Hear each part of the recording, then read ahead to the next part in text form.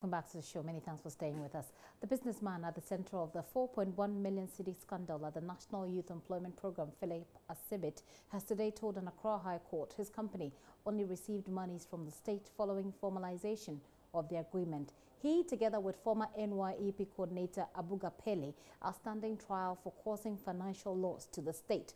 Mr. Abuga Pele is alleged to have recommended the said payment, with the businessman Philip Asibit accused of putting in false claims for no work done. Giving his testimony to the court, the businessman said Goodwill International Group, the company he works for, never took a dime from the state prior to the contract coming into force. JoyNews' Joseph Akabley has more.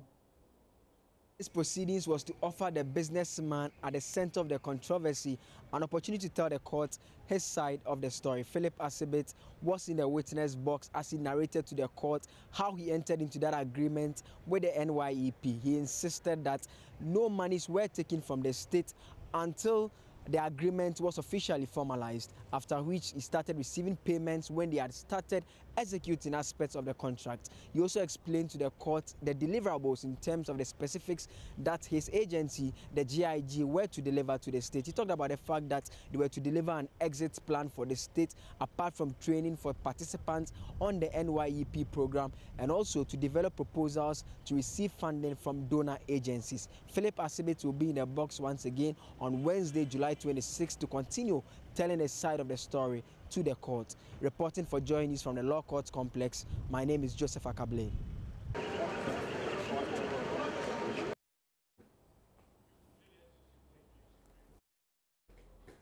Personnel of Police Criminal Investigative Department, CID, have confiscated a laptop and other items belonging to a former technical advisor to the Energy Ministry as they continue investigations into the AMERI power deal. CID operatives were earlier today at the residence of Francis Jatta in a manner almost similar to the raid at the residence of former Power Minister Dr. Kwabena Donkor yesterday. Like Mr. Donkor, he is also accused of causing financial loss to the state to the tune of $510 million. In that AMERI deal. Mr. Jatta has been recounting what happened on Tuesday morning. Around 6 o'clock, I was jogging around and I was called by my wife that CIDs were in my house. I found it very strange, so I quickly rushed to the house and found about 6 people, with a warrant stating that they were searching for laptops and phone because I was suspected of causing financial loss to the nation with regards to the AMERI project. And I was completely taken aback because as a technocrat that I've served this country, I've, in my opinion, distinguished since President Kufuor's era, I thought I didn't deserve this. Because I only implement. I don't make decisions. I don't decide who goes where. The equipment is acquired and I installed, and I do it day and night, putting myself at risk to get it done. I did it during President Kufuor's era. All the toy machines, I used to stay at the airport, getting the things from the Antonov and send them to the site and get them installed. And incidentally, in this era or so, Mr. President Mahama's era, I was actually introduced to the NEC by an MPP person that, look, this is an expert on this thing, so we should get him to solve this problem. And that is exactly what I did.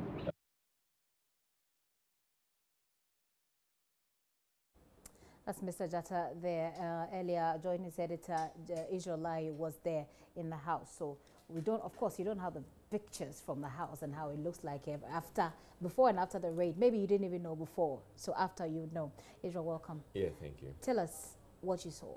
Right, so I got in there actually before Mr. Jatta came into the home, because I got a call that some policemen had come to his house, and it was in relation with this AMERI deal. So I got there. He was out of the house at the time. Eventually he came in, and when I got in there, the police officers were there. There were 4 CID plainclothes policemen who were waiting in his house for him. Okay. And they came in 2 vehicles. The vehicles were parked outside, and there were other police officers, uniformed police officers who were outside. So I got in there and I engaged the family the people in the house about what it was all about, and they said, well, they said they were looking for Mr. Jatta. So eventually Mr. Jatta came in and he introduced himself to them. Of course, he wasn't very excited about, you know, being harassed essentially in his home, because he felt that for the kind of work he's done for the state, he didn't think that he would have to undergo such treatment. He said, he told me that yesterday when he heard about the power minister's issue, others told him that you're probably next. And then he dismissed it because he said he's not a politician and he never took decisions as to what to buy and who to pay. So essentially you saw the police, you know, you saw how it all started. Yeah. Because when you went there, he was not even there. So they were waiting for him before. They were waiting for him. Okay, so then after he came, what happened? They showed him the warrant? They showed him the warrant. He read it. They talked about causing financial loss to the state, and he said, well, I'm surprised that financial loss to the state has been attributed to me. But he says, well, so what do you want to do? And they said, we want to search your house.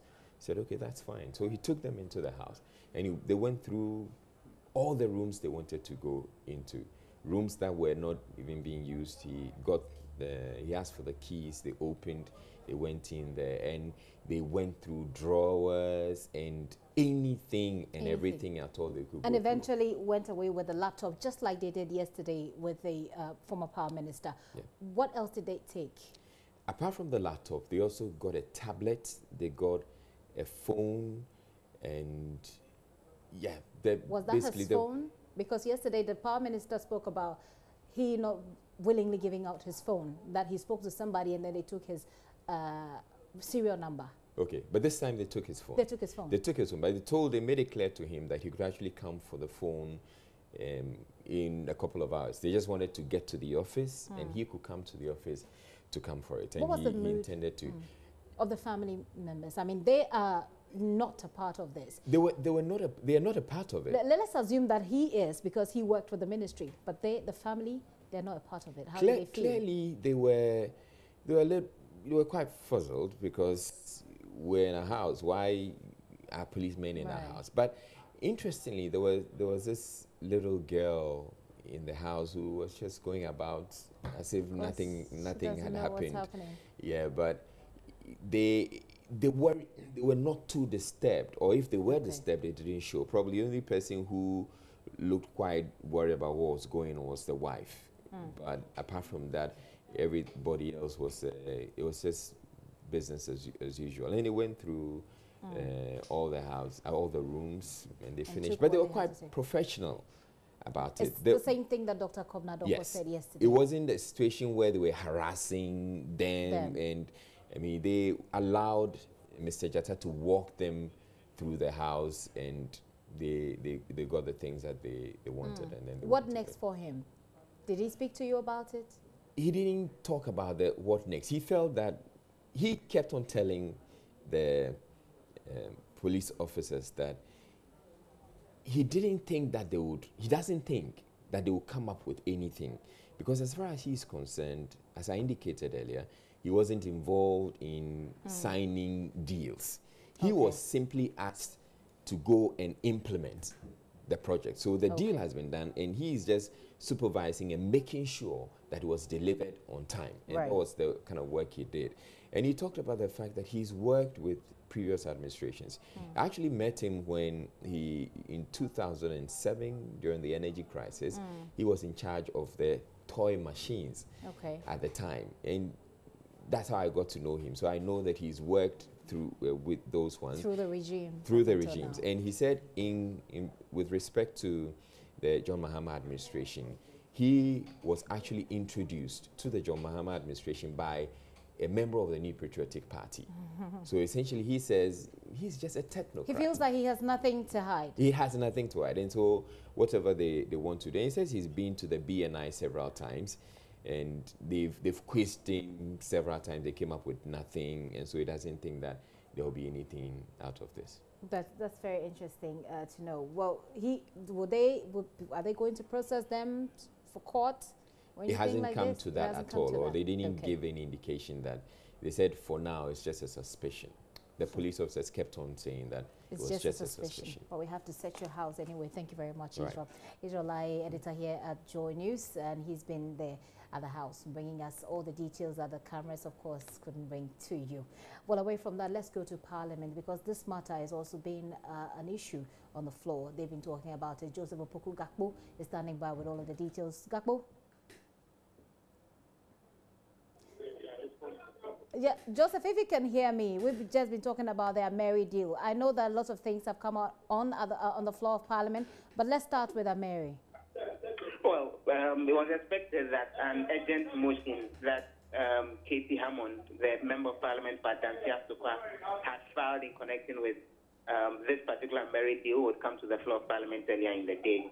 Unfortunately, it was indicated on the other paper as an urgent motion that they would be looking at today. But it didn't come up. The House adjourned sitting about 10 minutes ago. A while ago, I had a conversation with the Majority Leader, Osei Mensah-Bonsu, asking how come, because we've seen it on the other paper, the motion that Honorable Katie Hammond has filed, asking that Parliament rescind its approval that was given for this particular AMERI deal in March 2015. Well, his only explanation was that it's something that they are going to deal with in due course, and so we should not just be on standby, even as the real motion comes to the floor of Parliament. And so it didn't come up on the floor. We are waiting on further directions from leadership on when exactly that issue will be dealt with. Interesting. Well, yesterday, Dr. Komna Donko's home was, say, raided by security officials, whom he says were very professional. We understand that the minority in Parliament are not very happy about this. Yes, there's been a statement from the minority leader himself, Haruna Idrisu, condemning this. Well, I'm not able to hear you at this point, Joseph. If you could reposition yourself. Okay, we've lost him, it appears. We've lost Joseph Opoku Gakpo. We'll try and bring him up on the line. But this afternoon, some members of the public say they are fed up with the confusion at the Electoral Commission and they want something done about the situation. They're asking President Akufo-Addo to either remove all the three if they do not step down themselves. I think the EC are really dent their reputation.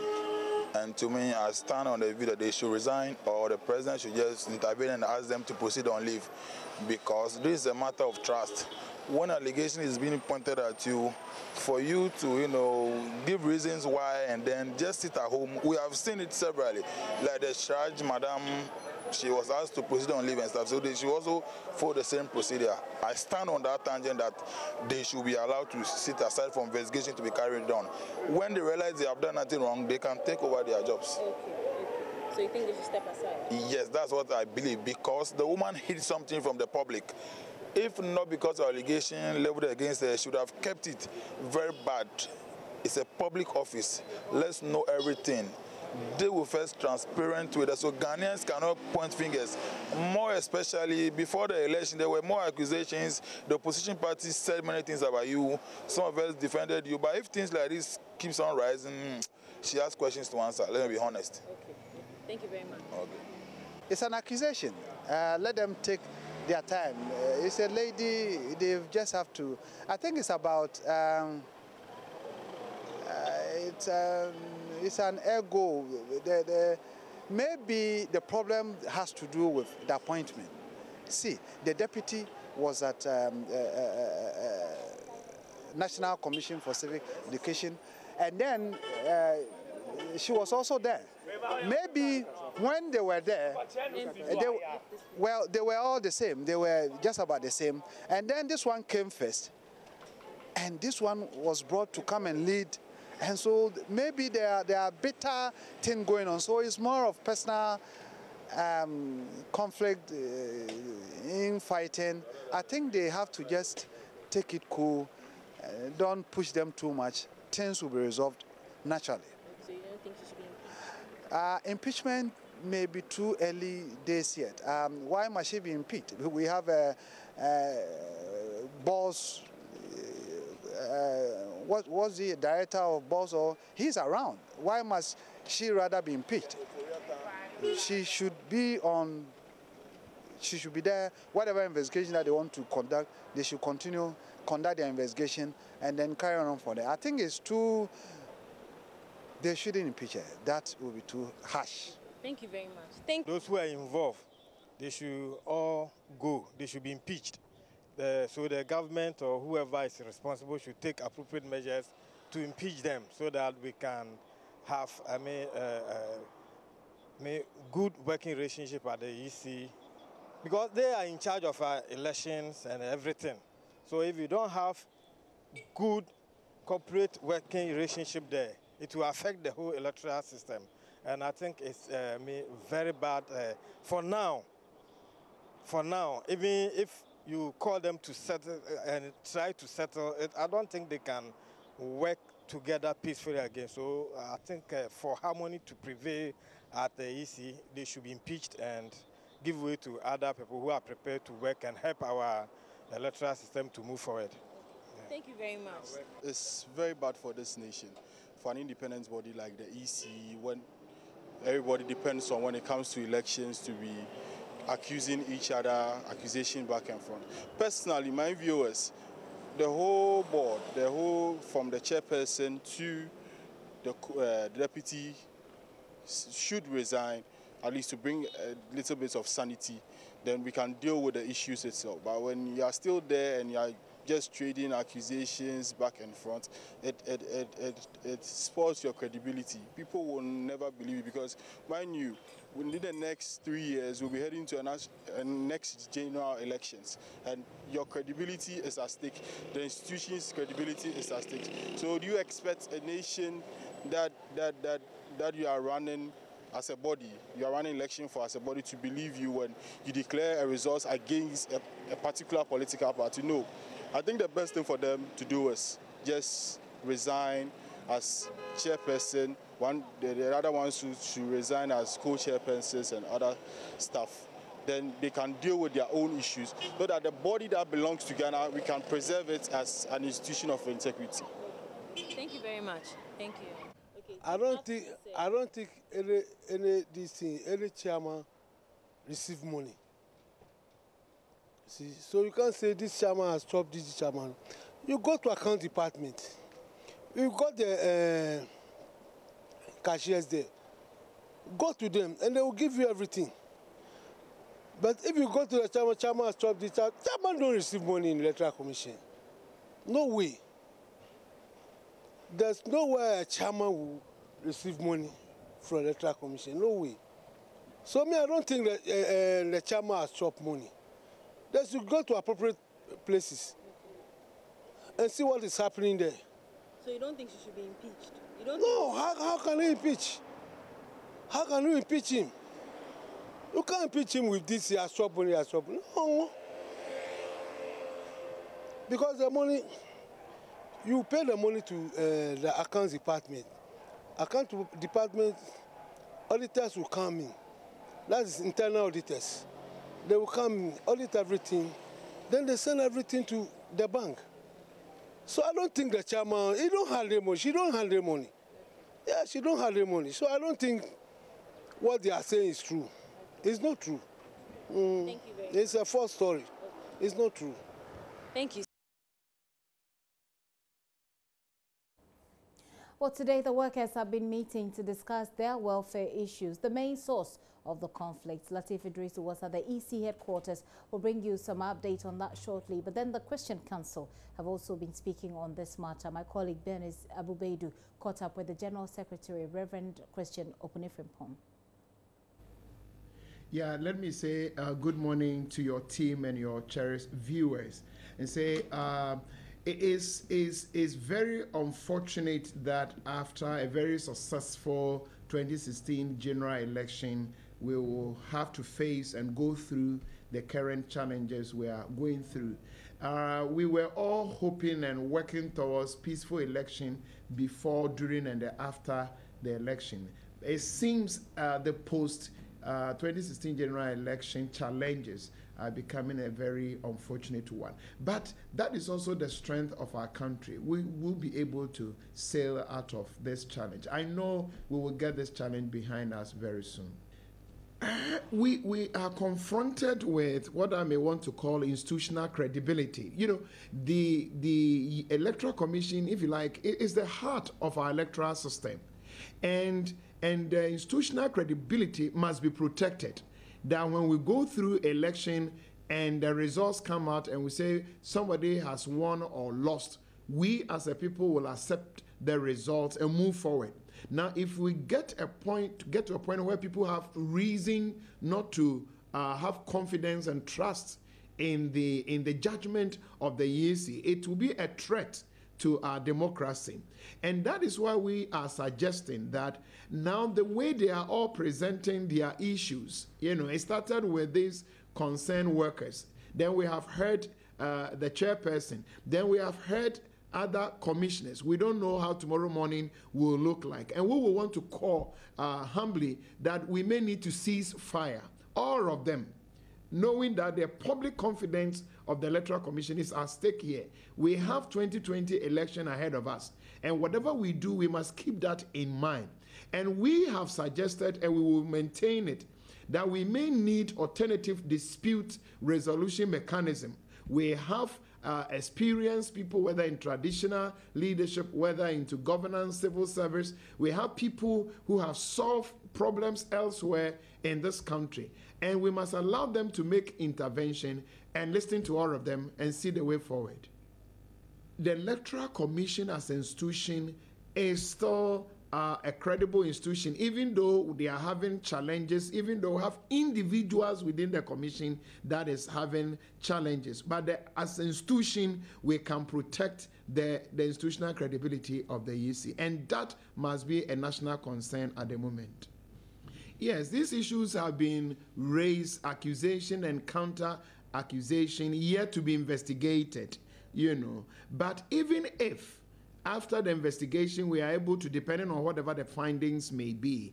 What I'm saying is, EC as a state institution must still be respected and must still, Ghanaians must still have confidence. But the individuals in the institution must find better way of addressing their challenges. But Ghanaians must still respect and sustain our confidence. It's not like we can throw away the EC and move forward. We need the EC as a key component of our democratic governance, and the EC's respect and credibility must be protected. And that is why the individuals involved must know exactly what they are doing. It's not just Madam Sharoto Sen and Sule and Madam Georgina. It's beyond them. They are dealing with the heart of the country. And let's protect the nation called Ghana. The national cohesion is what we are talking about. The issue is not who is righteous and who is demonic and demon and all that, but we are dealing with the national cohesion, the national peace, and that is why that must help them cease fire and find better, more civil way of addressing their individual challenges. It's too early to throw in the towel. If we can get them address the concern and bring the fact, and if even somebody must be disciplined, we work with the internal systems, internal structures, the corporate governance system in that institution. It will be helpful for all of us. But at the end of the day, Ghana must be protected. Our national peace must be protected, no matter who is involved. We must go beyond the individual's personal comfort and protect our national safety, our national peace. But the way the journey, the route we use to get there is very important. And that is why the way they are accusing each other in media may not help us. Well, the chairman of the National Peace Council, Most Reverend Professor Emmanuel Asante, has meanwhile said the calls for the commissioners to step aside is premature. But we can now bring you Latif Idris' observations on his visit to the EC headquarters this afternoon. It's another day here at Ghana's Independent Electoral Commission, the commission which has successfully organized 7 different national elections, is today in the mud. it's become very popular in the public, but for the wrong reason. The tussle between the top echelons of power here at the Electoral Commission continues, and according to sources in here, that has not affected the work output of the administration and junior staff. So the tussle largely is up there between the chairperson and her two deputies. Also, we know that yesterday there was reportedly some text message, if you like, going around in the public domain, which was purported to have been sent by one of the deputies. I'm talking about Alhaji Amadou Sule, and information I've gathered is that the purported text message that came from Amadou Sule, which stated that he's seen what the chairperson has said about him and that he's considering seeing his lawyers, is indeed not factual. It is not true, and that text message, I'm told, did not come from the deputy chairperson, Alhaji Amadou Sule. So largely, the tussle is in the public domain between the chairperson of the Electoral Commission and the two deputies, and that, according to sources, has not impacted on work output here. Now, if you go around the administration block, an entire commission here, you find individuals standing in groups discussing issues. Attempts to get the communication directorate of the Electoral Commission to comment on the matter has not yielded any results. The communication directorate, for now, is staying out of this, brouhaha at the top as far as the chairperson of the commission and her two deputies is concerned. We will keep tabs here at the Electoral Commission to give you up to speed on the development as far as the controversy between the chairperson, Madam Charlotte Osei, and her two deputies are concerned. From the Electoral Commission headquarters here in Accra, this has been Latif Idris bringing you up to speed on the development here at the Commission.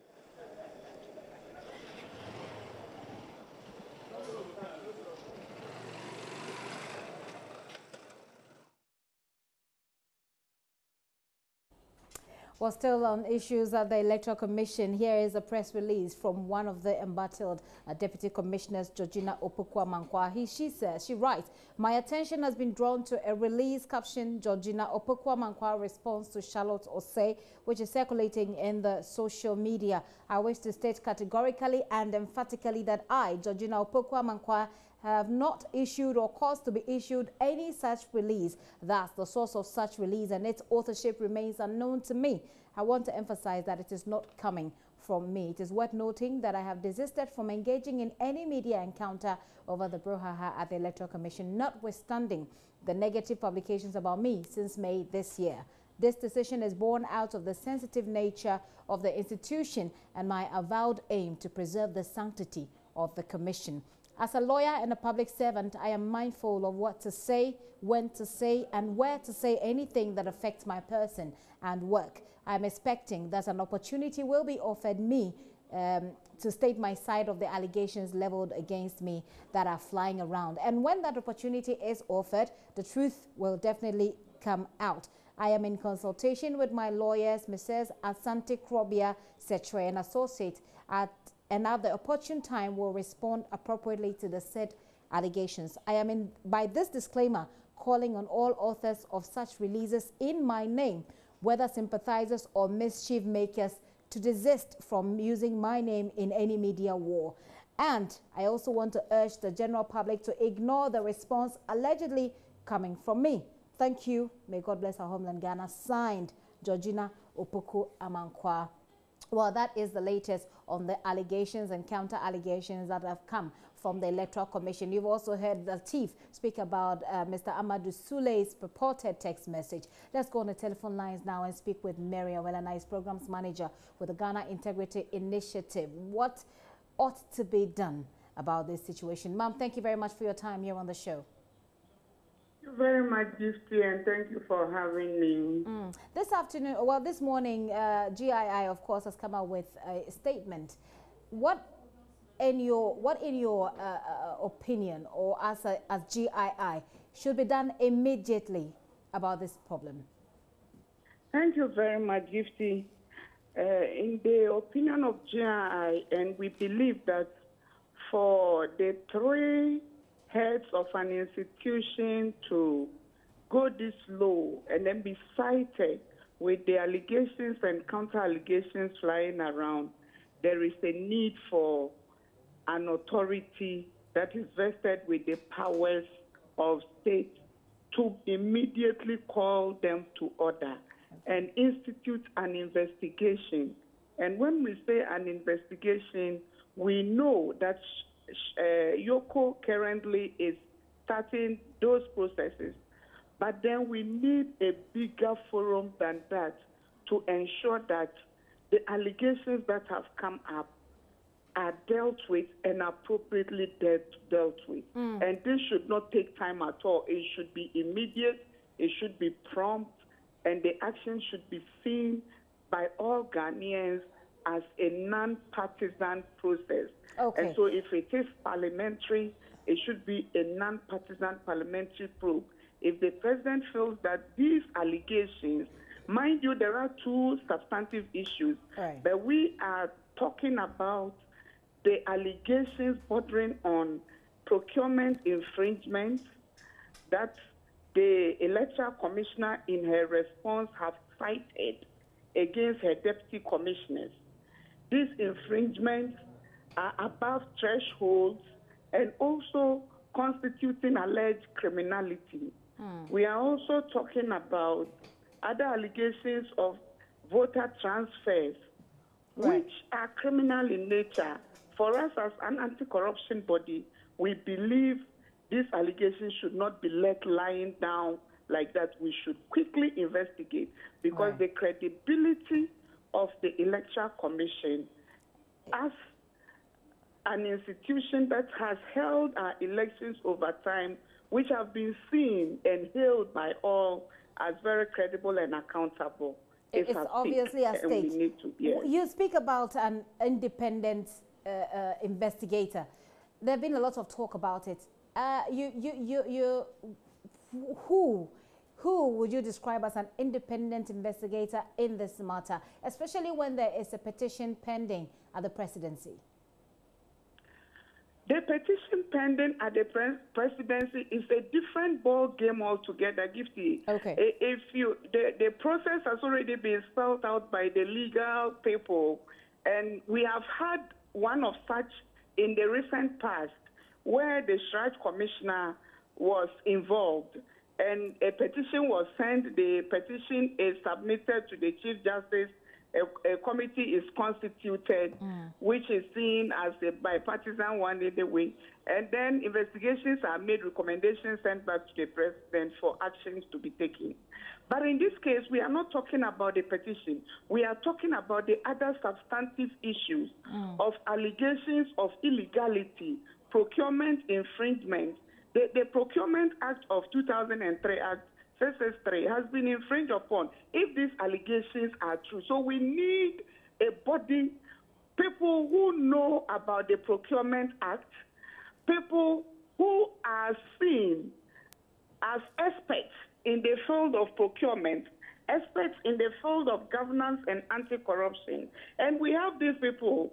The Auditor General is available. We have people in Parliament. We have legal luminaries who are respected and grounded and respected, as well as recognized and not seen as party people. But can These people can be brought together. Yes, to but investigate. by who is going to be tasked with the responsibility of bringing these people together? Are are they able to just on their own begin to investigate this matter, especially when we're seeing the politicking bit of it?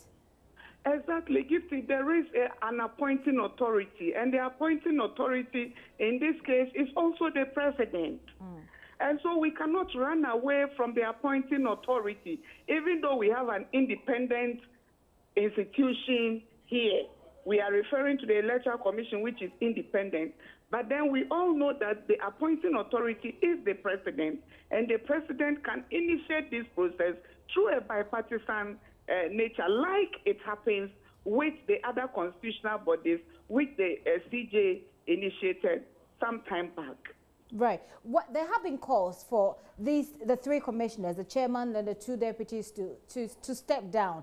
Or that's on one side. On the other side, some have said that those calls are rather premature. What's the GII's position? There are pros and cons to both sides. If in other dispensations, they would have stepped down a long time ago because systems and structures are effective and they work. In our system, we are not known for stepping aside and allowing processes to go on. We are not quick to do that. That would be the appropriate thing to do. But as others have indicated, it is early in the day. And I believe that if a committee is set up and these people are seen to have a possibility of hindering the process of the investigation, then definitely they would be asked to step aside. And nobody would ask anybody or impugn anything against anybody for asking them to step aside. It will be best practice, as they themselves are talking about good corporate governance process, for them to step aside for the institution to be investigated. Before I let you go, let me find out from you. We do talk a lot in this country, and these issues, people will say, well, we'll talk about it, and the moment politics sets in, it becomes a dead case. From the GII's perspective, what is it that you could do beyond talking about it as an advocate, you know, an anti-corruption advocate? What is the GII's plan about dealing with this issue beyond talking? Thank you very much. And so in our statement, we have put in there that we want to see this issue being dealt with as dispassionately as possible. And currently, we have seen that it is being divided along party lines. And so we're encouraging Ghanaians to look at the substance of the issues. So we will continue to project the issues to ensure that people hear about them, people know exactly what the issues are about, because we are a civil society organization. But then if nothing is happening, then we as a civil society organization with other like-minded ones would be thinking about other options of pursuing an investigation. Okay. That is a possibility for us. Okay, thank you very much. And we have looked at it in the past as well. Okay, well, we'll see how this snowballing issue ends. Thank you very much for your time here on The Pulse. Mary Awilana is Programs Director for the